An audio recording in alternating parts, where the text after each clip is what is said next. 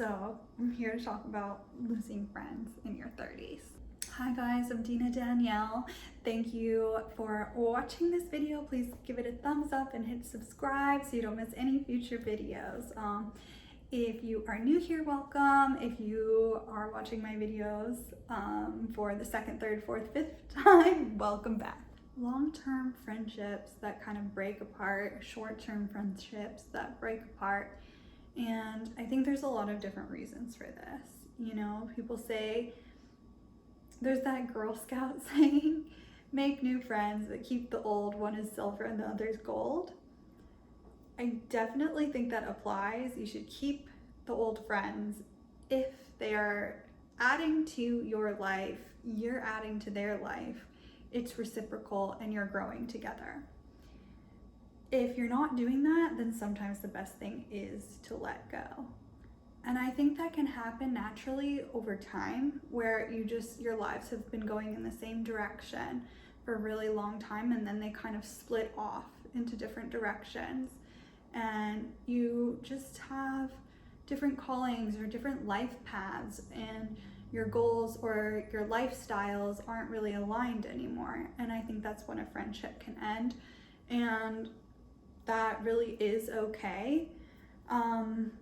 But then there's also the question of communicating that. I think it can be so hard to communicate that with another person that you've known for a really long time, but I think it's also important.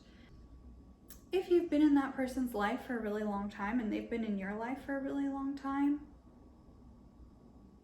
you owe them some respect. You owe the relationship some respect, and you have, I would say, some duty to them, unless they've disrespected you in a very big way, and there's some blowout and it's ending for that reason. But if you just sort of have different lifestyles, your lives are going in a different direction, I think that's okay to communicate, and can really help the other person when you do communicate that.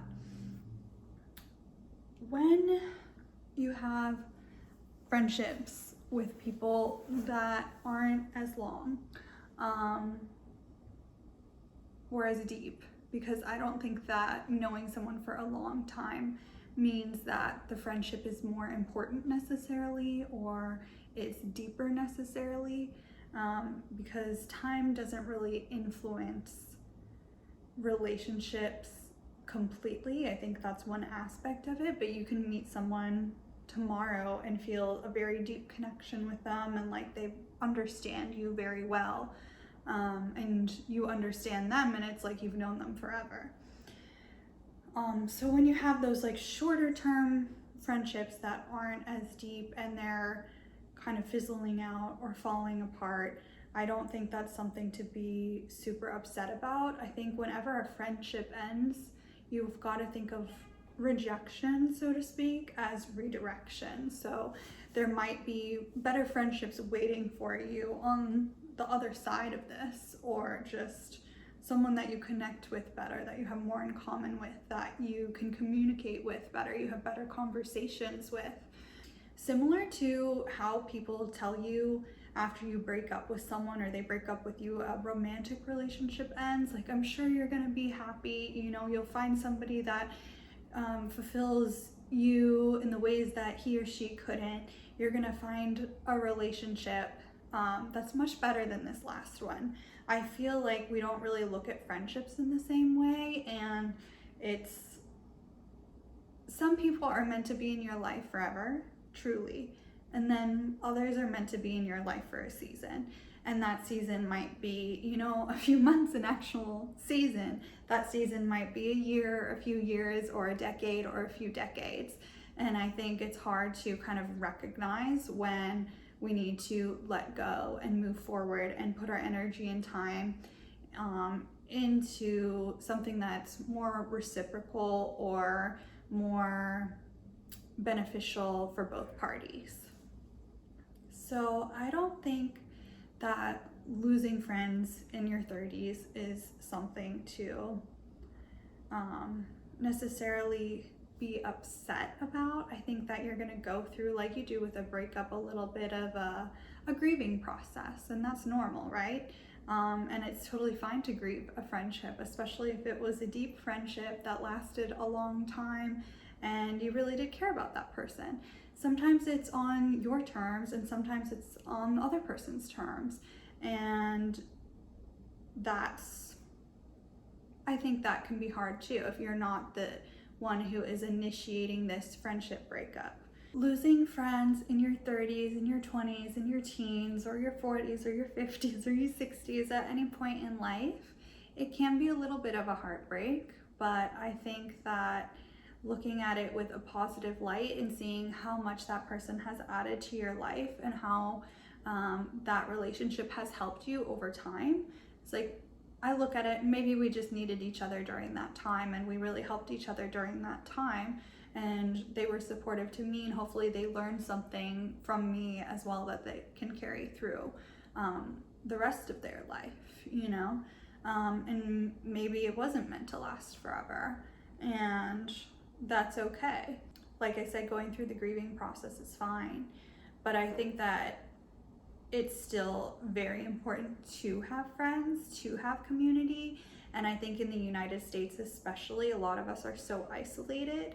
It can be isolating when you live in a large city. It can be isolating when you live in a small town and you feel like you don't have people that you connect with or you have things in common with. But then also in the city, it's like you have all these options and all these places that you can go, and sometimes you end up just not putting yourself out there. So I guess my point is, like, it's important to still have friends as an adult, and I hear people all the time like, how do I make friends? And it's like, well, the way that I have done it is getting into some sort of activity that I really like and meeting people through that activity. My brother and I were talking about this 2 days ago, and he meets people through the activities that he loves. So like, for example, he does rock climbing and he's made a lot of friends that way. I snowboard, and I was telling him on Sunday that my life is infinitely better during the winter seasons when I see all my friends and we go on snowboarding trips together. But I've also joined like a songwriting community and getting more into music and meeting people through that. So I think as an adult, it's like you need to have a place where you go to frequently, where you can create community and see the same people over and over. And that's how you really get to know people, if you think about it. Like, we made friends in school. We would see them every day when we were younger, and that just sort of formed a friendship because you get to know them better, you're going through the same things together, you're evolving together. But if you come up with like some sort of activity that you love, that's also preferably outside, so you're out getting some sunshine, fresh air, and getting some exercise, that's a really good way to do it. You know, go to a dance class if you've wanted to try that out, or take up skiing or snowboarding in the wintertime. Go join a hike group. Like, meetup is really good for these kinds of things too, because you can join a meetup group and they usually have like a group that does something weekly, for example, like longboarding here in Southern California, or skateboarding, or surfing. So there's just so many different things. If you're in a smaller town, it might be a little bit harder to find something like that, but I'm sure there's some sort of like local community board that you can go to, and you can join some sort of class, whether that's like yoga or dance or Zumba, whatever. You know, bike riding, like there's so many different activities. And I think the thing is, as an adult, to make friends, especially in a new place, I've moved a lot, so I've had to do this over and over and over again, is you've really got to put yourself out there. You can't expect to sit in your house watching Netflix every night, not going out on the weekends. I'm not even saying like go out to parties or to clubs or anything like that, because I don't know, I don't think that benefits you very much in any way. Like, the friendships that you make through that are generally like only people that you're gonna party with. So I'd say find something else outside of that that helps you also like get exercise or learn a new skill or just grow as a person. And then you can find community within that, and those people are going to grow with you. When you're going into something like that, like a meetup group or a class, you already can start with a common interest. So you're gonna find someone that has more similarities to you than if you were just partying at a club. But yeah, I don't know, I hear people say all the time, it's so hard to make friends as an adult. And yeah, it definitely can be. I feel like for the first few years that I was in LA, I was also in a relationship, so that changed the dynamic of going out and meeting people and making friends. But it can definitely be challenging. So my advice is certainly like going to a meetup and going to those kinds of events, because I do think that having friends and community is really important. So yeah, I mean, losing friends can definitely be sad. You can grieve it, but same thing as a relationship. It's not like you close yourself off forever and you say, oh, I've lost these friends and I'm not gonna ever find any more. No, those people were in your life for a season.